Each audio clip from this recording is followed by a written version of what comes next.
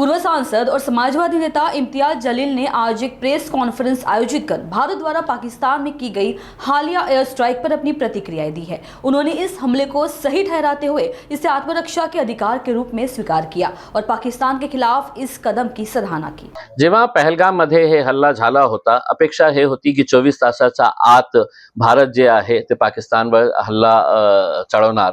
पण आम्हालाही माहित आहे की आपली डिफेन्स प्रिपेरेडनेस कॅबिनेटची मीटिंग असतं, त्याच्यामध्ये सगळं ब्रीफिंग,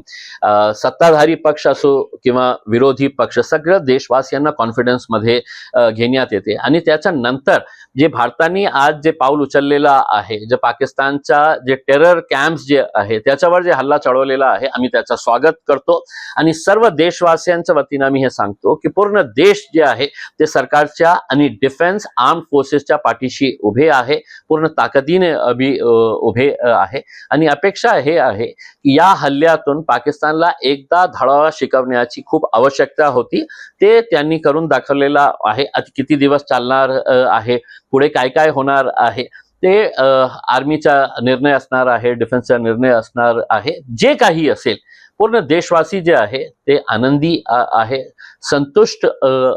आहे आणि अपेक्षा हेच आहे की पुन्हा पाकिस्तानची कधी हिम्मत होणार नाही आमच्या देशावर अशा प्रकारच्या डोळे टाकणे।